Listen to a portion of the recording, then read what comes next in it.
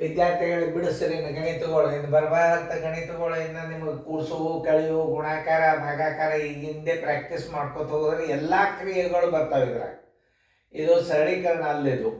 ಇದು ಎಲ್ಲ ನಮೂನಿ ಗಣಿತಗಳನ್ನು ಕಲಿಬೇಕು. ನಾ ತಿಳಿಸ್ತೀನಿ, ನಿಮ್ದು ಉತ್ತರ ಎಲ್ಲರೂ ಬೋರ್ಡ್ ಕಡೆ ನೋಡ್ರಿ, ಲಕ್ಷ ಕೊಟ್ಟು ನೋಡ್ರಿ. ಈಗ ಸದ್ಯ ನಾವು ಬರೀ ಅದಕ್ಕೆ ಗುಣಾಕಾರ ಕಳ್ಸಂಗಿಲ್ಲ. ಒಂದು ಗಣಿತ ಒಂದ್ಸಲ ಚಾಲು ಆತಂದ್ರೆ ಎಲ್ಲ ಕ್ರಿಯೆಗಳು ಬರ್ತಾವ, ಲಕ್ಷ ಕೊಟ್ಟು ನೋಡ್ರಿ. ಆಮೇಲೆ ಯಾವ ಕ್ರಿಯೆ ಬದಲು ಮಾಡ್ಬೇಕು ಅನ್ನೋದು ನಿಮಗೆ ಗೊತ್ತಾಗ್ತದೆ. 5.1/2 ಭಾಗಿಲೆ 88 26 ಆಮೇಲೆ ಗುಂಡ್ಲೆ 8/6 ಪ್ಲಸ್ 2.14 ಯಾವ ಕ್ರಿಯೆ ಮೊದಲು ಮಾಡ್ಕೋಬೇಕು ಅನ್ನೋದು ನೀವು ತಿಳ್ಕೊಬೇಕು ಮೊದಲು. ಅಂದ್ರೆ ಗೊತ್ತಾಗ್ತದೆ ಯಾವ ಕ್ರಿಯೆ ಮೊದಲು ಬಿಡಿಸ್ಬೇಕು ಅದನ್ನು ನೀವು ತಿಳ್ಕೊಳ್ಳಿ. ಈಗ ಭಾಗಾಕಾರ ಕ್ರಿಯೆಯನ್ನು ಮೊದಲು ಬಿಡಿಸ್ಕೋಬೇಕು. ಭಾಗಾಕಾರ ಕ್ರಿಯೆ 5 2 10 11 2 ಭಾಗಿಲೆ 88 26 ಬರೋಬ್ಬರಿ. ಈ ಭಾಗಾಕಾರ ಕ್ರಿಯೆದಾಗ ನಾವು ಕಡ್ತಾ ಹೊಡಿಲಿಕ್ಕೆ ಬರೋದಿಲ್ಲ. ಇದಕ್ಕೆ ವೃತ್ಕ್ರಮ ರೂಪ ಅಂತಾರೆ. ವೃತ್ಕ್ರಮ ರೂಪ ಅಂದ್ರೆ ಮ್ಯಾಲೆ 26 ತಳಗೆ 88 ಗುಣಾಕಾರ ಚಿಹ್ನೆ ಹಾಕೋಬೇಕು. ಇದಕ್ಕೆ ನೋಡ್ರಿ 11 2 ಈಗ ಗುಣಾಕಾರ ಚಿಹ್ನೆ ಹಾಕೊಂಡಿವು. ಮ್ಯಾಲೆ 26 ಮಾಡಬೇಕು, ತಳಗೆ 88 ಮಾಡಿದ್ರೆ ಗುಣಾಕಾರ ಹಾಕಿದಂಗೆ ಆಗ್ತೀವಿ. ಇದಕ್ಕೇನಂದ್ರೆ ಗುಣಕವಿಲಮ ವೃತ್ಕ್ರಮ ರೂಪ ಅಂತಾರೆ. ಇದನ್ನು ಮಾಡ್ಕೋಬೇಕು ನೀವು. ಹಿಂಗಿಟ್ಟು ಹಿಂಗೆ ಕಡ್ತಾ ಹೊಡಿಲಿಕ್ಕೆ ಹೋಗ್ಬಾರ್ದು. ಯಾಕೆ ಭಾಗಾಕಾರ ಚಿಹ್ನದೊಳಗೆ ನಾವು ಭಿನ್ನ ರಾಶಿಯನ್ನು ಗುಣಾಕಾರ ಮಾಡ್ಲಿಕ್ಕೆ ಬರುವುದಿಲ್ಲ. ಅದಕ್ಕೆ ಗುಣಕ ವಿಲೋಮ ಮಾಡಬೇಕು.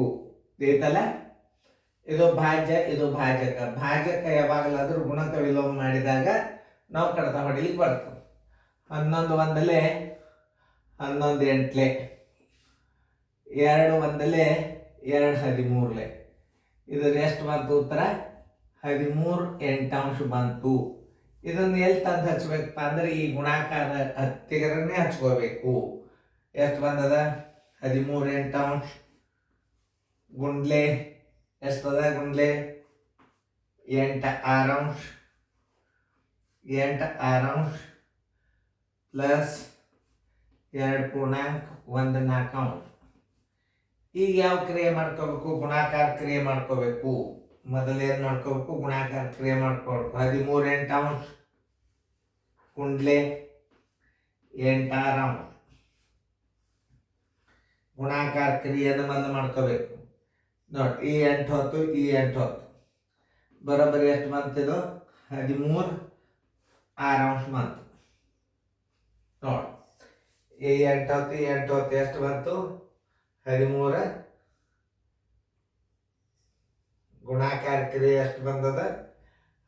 ಈ ಗುಣಾಕಾರ ಕ್ರಿಯೆಯನ್ನು 8 6 8 6 13 8 ಆಯಿತು. 13 8 8 6 8 ಹೊತ್ತು 8 ಹೊತ್ತು 13 6 ಬಂತು. ನೋಡಿ, 13 6 ಇಸ್ ಈಕ್ವಲ್ ಟು 13 6 ಅಂದ್ರೆ ಏನಾಗ್ತದೆ ನೋಡಿ. 6 2 12 6 2 12 1 6 ಬಂತು. ಇದನ್ನು ಹೆಂಗೆ ಹಚ್ಕೋಬೇಕಂದು ತೋರಿಸ್ತೇನೆ ನಾನು ನಿಮಗಲ್ಲಿ. ನೋಡ, 2.1 6 ಪ್ಲಸ್ ಎಷ್ಟು ಅದು? 2.14. ನೋಡಿ, ಈಗ ಪೂರ್ಣ ಸಂಖ್ಯೆ ಬರೋದು ತಕ್ಕೋರಿ. 2 ಪ್ಲಸ್ 2 ಮಧ್ಯಾಂತರ ಚಿಹ್ನೆ ಪ್ಲಸ್ 1 6 ಪ್ಲಸ್ 1 4. ನೋಡಿ, 2 2 ಎಷ್ಟಾಯ್ತು? 4 ಆಯ್ತು. ಪ್ಲಸ್ ಇದರ ಲಸ ಎಷ್ಟು? 12. ಇದರ ಲಸ ಎಷ್ಟು? 12. ಈಗ 6 ಮಗ್ಗಿ ಎಣಸರಿ.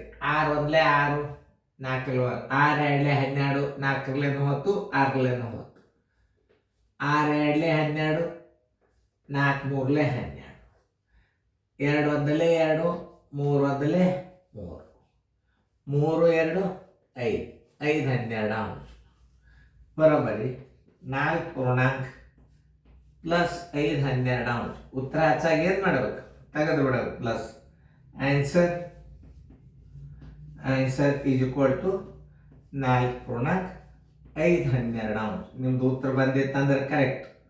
ನೋಡಿ, ಎಲ್ಲ ಕ್ರಿಯೆಗಳನ್ನು ಕಲಿತೀರಿ ನೀವು ಇದರಿಂದ. ಎಲ್ಲ ಕ್ರಿಯೆಗಳು ಬರ್ತಾವೆ, ಅಧಿಕ ಬರ್ತಾವೆ, ಗುಣಾಕಾರ ಬರ್ತಾವೆ, ಭಾಗಾಕಾರ ಬರ್ತಾವೆ. ಅಧಿಕ ಒಂದೇ ಕಲ್ಸಂಗಿಲ್ಲ. ನೀವು ಇಂಥ ಭಿನ್ನರಾಶಿಗಳನ್ನು, ಕ್ರಿಯೆ ಭಿನ್ನರಾಶಿಗಳನ್ನು ಕಲಿಬೇಕು. ಅಂದ್ರೆ ನೀವು ಸರಳ ಲೆಕ್ಕ ತಿಳಿತಾವೆ. ನೋಡ್ಕೊಡಿ ಹೆಂಗೆ ಬಂದಾವ, ಕರೆಕ್ಟ್ ಬಂದದಿಲ್ಲೋ ಎಲ್ಲ ಸರಿಯಾಗಿ ನೋಡ್ಕೋಬೇಕು. ತಿಳಿತಲ್ಲ. ಇಂಥ ಕ್ರಿಯೆಗಳನ್ನು ಕಲಿಯೋದ್ರೆ ನೀವು ಭಾಷಾಣ್ಯರಾಗ್ತೀರಿ.